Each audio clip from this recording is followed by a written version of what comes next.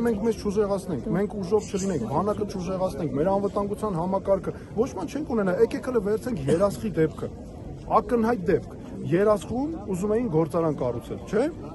Ադրբեջանը մի քանի անգամ կրակեց, գործարանը տեղափոխեցին։ Ինչ է ստացվում, որովհետև մենք ուժով չկարողացանք դա պահել, որովհետև Նիկոլ Փաշինյանի այնպես չի արել այս իշխանությունը, որ որևէ մեկը չփորձի մեզ սպառնել պատերազմով։ Դու ուրեմն 6 տարի տեսեք ինչու եմ ես 6 տարին անդադ շեշտում, շատ ավելի քան ժամանակահատված է, քան առաջին եւ երկրորդ համաշխարհային պատերազմների միջև։ Դու ուրեմն այսքան ժամանակ ունենաս, քո անվտանգության համակարգը չզարգացնես, առաջ չտանես, որ որևէ մեկը ռիսկ չանի հանգարց քեզ սպառնա։ Հիմա գիտեք ոնց պետք է լիներ, կապ չունի ով է վարչապետը։ Այդպես պետք է լիներ, որ եթե երկիրը ունի զսպման կարողություններ, ցանկացած մեկը պետք է նկատի ունենա, ով փորձի մեր երկրի նկատմամբ ոտնձգի, հենց օրը կընկնի, որ միանգամից կոլապսի մեջ կհայտնվի։ Այդպես Երեխաների կյանքերի եւ արյան հաշվին եք դուք նման բաներ ասում։ Մենք ասում ենք սա նրա համար, որ ունենանք հանուն, մենք ասում ենք սա հանուն ապահով ապագայի, հանուն խաղաղության, սա է երաշխավորված խաղաղության տանելու ճանապարհը։ Այ տեսեք Նիկոլ Փաշինյանը, եկեք 2020 թվականից առաջ տեսնենք ինչ էր ասում, պատերազմից առաջ։ Նույն չէ, բացարձակ խաղաղություն է, այսպիսի բան դեռ չէր եղել եւ այլն, դե տեսանք ողբերգությունները ինչի հանգեցրեցին։ Եվ սա է ես կարծում եմ մեր հիմնակետը, որ իրականում այսպեսի մի բան էլ կա, նայեք, ինքը անընդհատ խոսում է խաղաղության մասին, տպավորություն է, թե ով ավելի շատ խոսա խաղաղության մասին, բոլորը մրցում են այս դաշտում։ Մեր երկրում չկա ժողովուրդ ջան որևէ կուսակցություն, որը խոսա պատերազմի մասին, որը ագիտացիա անի պատերազմի։ Դրա համար այս թակարդը ստեղծել է Նիկոլ Փաշինյանն իր իշխանությունով, ինչի համար,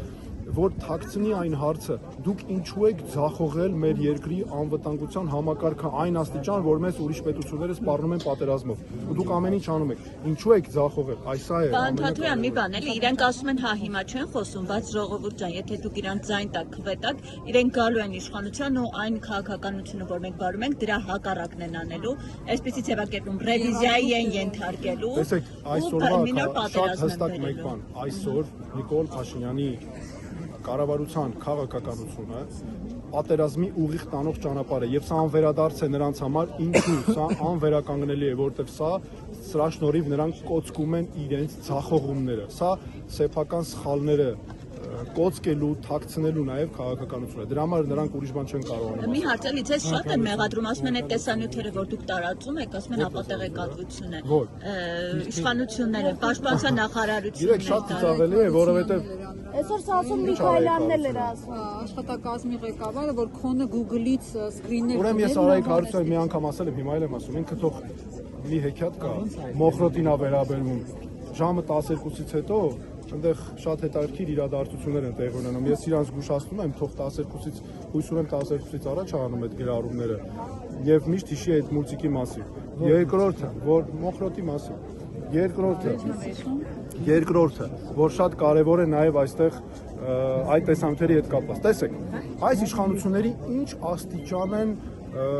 սանձարցակ պահում իրանց ու ստում։ Ուրեմն ես արբանյակային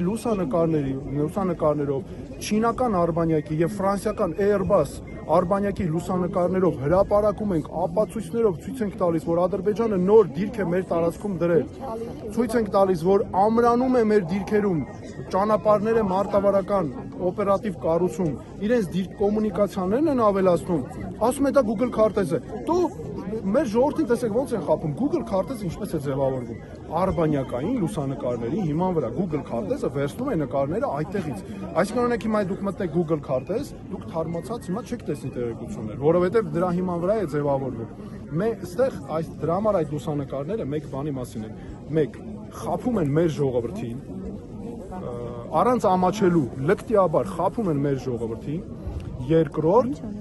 տարածք են կորցրել։ Մենք դրանով ապացուցեցինք շատ կարևոր մի բան։ Նիկոլ Փաշինյանի իշխանությունը 2020 թվականից հետո ամեն տարի տարածք է կորցրել։ 2020-ին կորցրել է, 21-ին կորցրել է, 22-ին, 23-ին, 24-ին, 25-ին կորցրել է տարածք։ Նրանք անընդհատ խափում էին, մենք դա ապացուցեցինք արբանյակային լուսանկարներով։ Սա արդեն բավարար է։ Այսօր Սասուն Միքայելյանն ասում էր, որ իրենք այդտեղ հերթապահություն իրականացնում են եւ այդպիսի բան չկա։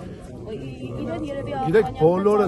արբանյակային լուսանկարներից ավել բան կարող է լինել, այ ժողովուրդ ջան։ Եվ նորից եմ ասում, այստեղ երկու բան կա։ Սուտ ասել եւ նաեւ տարած կորցնել։ Սա այս երկու հիմնական բանն են։